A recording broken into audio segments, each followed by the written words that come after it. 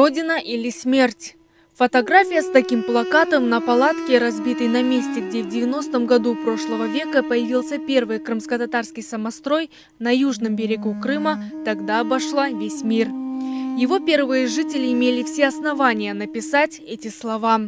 Свое право жить здесь им пришлось отстаивать в условиях, когда каждый из них каждый день был готов отдать жизнь, но не уйти с родной земли.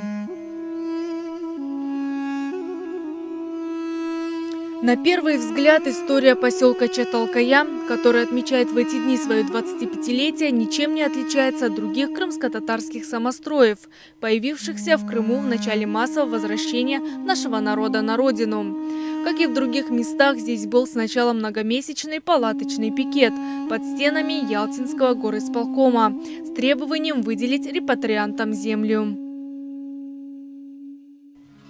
Затем пришло понимание, что этот путь неэффективен, и было принято решение начать самовольное строительство на выбранном заранее свободном месте, называемое тогда Самота, у подножия горы Айпетри. Но на этом типичной ситуации заканчивается, ведь это был южный берег Крыма, место, на котором специальным постановлением Крымского облисполкома был введен строгий запрет на прописку и расселение крымских татар. И если в других районах полуострова, хоть и с огромными трудностями, но репатриантам удавалось закрепиться на отдельных участках, здесь каждый метр родной земли приходилось отвоевывать буквально с кровью. До самостроя на Самоте были и другие попытки закрепиться на ЮБК. Все они были жестоко подавлены, как это было 30 сентября 1990 года в Краснокаменке, где в одночасье снесли все домики крымских татар, а самих их жестоко избили. Поэтому, готовясь занять Самоту, табачное поле между Гаспро и Караизом, крымские татары, стоявшие в пикете в Ялте, знали, что их ждет. Ночью, как говорится, снялись с пикета и приехали вот на Самоту, разгрузились. У нас была армейская палатка большая, развернули ее. Но в тот день был такой сильнейший ветер, что мы практически всю ночь не спали, палатки ломались, но дух оставался крепкий. На следующий день построили бараки, разделили этот барак на две части. В одной части жили мужчины, в другой части жили женщины. У нас первых было всего где-то 35 человек. И к этому времени начали подъезжать машины со стройматериалами. Мы стали строить маленькие домики из ДСП на 2-3 человека. Огородили лагерь колючей проволокой, вырыли ров, залили его битумом, приготовили ящики с бензином.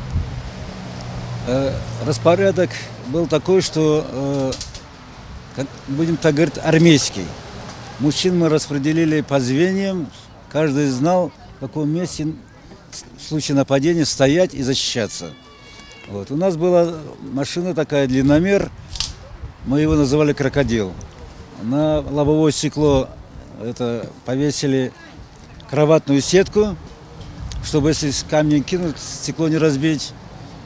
Человек 10 должны были располагаться по тревоге в кузове этой машины, с цепями, с дубинками. Изготавливать начали ежи.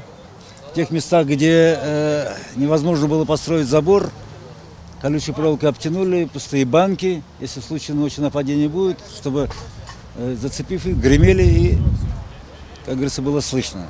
Каждую ночь было дежурство. Люди здесь жили как на войне, каждый день ожидая нападения. Поселок окружали оборонительные заборы из проволоки. Еще одна линия обороны вылита из битума граница. В случае атаки силовиков ее можно было поджечь и таким образом спрятать поселок и живущих в нем людей за стеной огня. А местная власть частенько посылала сюда свои боевые отряды. Небольшая фотовыставка, подготовленная к празднику 25-летия Чаталкая, рассказывает о таких атаках. Одна из них произошла в середине октября 90-го года, когда местное население, подогретое чиновниками, начали рушить построенные домики. В ответ они оборонялись как могли и ждали новых нападений, готовые на все, чтобы не сдвинуться с места. Так поселок Чаталкая стал своеобразным символом несгибаемости крымских татар. Купили огнеметы, бензин засасываешь, вот такой диаметр. вот такой длины. И пламя один держит. На 5-6 метров пламя выходит с этого. Я говорю, мы готовы были там и арматуры, и эти биты, все, что нужно, камни, бензин в канистрах. Если что, прям сжигать всех вместе с нами. Готовы были защищать, насмерть стоять. Потому что знали, что если здесь снесут, потом очередь настанет за Евпаторией, оттуда потом Симферополь, и так начнут очищать все поля.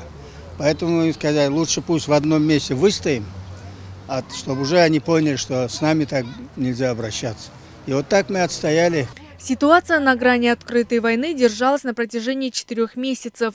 Когда она стала особенно серьезной, женщинам предложили покинуть поселок. Гульнар Сейтумерова вспоминает теперь, она не ушла, потому что эта земля ее отцов. Тяжело было. Нас как провоцировали, скажи, Джан, вызывали, так делали, чтобы мы вышли на оскорбления отвечать.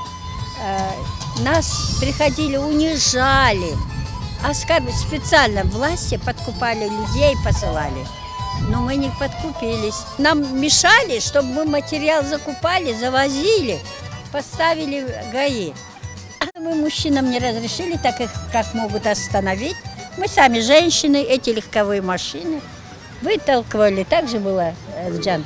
На дорогу вытолкали и сказали, тут не стойте. Мне нравится, чтобы был результат, чтобы мой народ хоть сколько-то пришел. Я хочу, чтобы мои внуки, мои дети, предки на этой земле были, понимаете? Мой папа был лесником, по этим лесам ходил. Я никогда, редко кому в гости хожу, я по этим лесам хожу. Мне кажется, я по следам папы иду, понимаете? Для меня очень дорого. Потом, когда в 1991 году власть в виде упорства крымских татар отступилась и стала выдавать разрешительные документы, начались другие трудности. Дефицит стройматериалов, отсутствие денег на его покупку, сложности строительства в месте, на котором почти всегда сильный ветер. О тогдашних проблемах поселка напоминают эти архивные кадры, снятые 14 лет назад. Вот тут у нас семья, это еще одна есть. Вот неделю назад умерла мать у нее, она сама молодая женщина с девочкой, 14 лет девочки, и была старушка-мать. Но она очень болела. Теперь они остались вот одни. И я, вот, например, тоже не представляю, как они будут строиться. Социально незащищенная семья? Нет. Все, что у них дом был, они продали. Мать очень долго болела, она не могла сама работать. Все деньги ушли у нее тоже вот с продажи дома. Деньги буквально ушли на житье. Вот это. И как они теперь тоже будут строиться, я даже не представляю. Вот маленькая у них мазанка, ну, такая времяночка. Сегодня Чаталкая – благоустроенный микрорайон. В нем проживают около 100 крымско-татарских семей. На праздник, посвященный 25-летию поселка, собралось много людей. В числе его организаторов много молодежи. Им, выросшим на земле, отвоеванной с таким трудом, важно было в этот день показать своим родителям: мы помним, мы гордимся вами. Этот праздник в первую очередь как благодарность нашим, так сказать, старикам, тому поколению, которое дало возможность вырасти нам на нашей родине, на этой земле.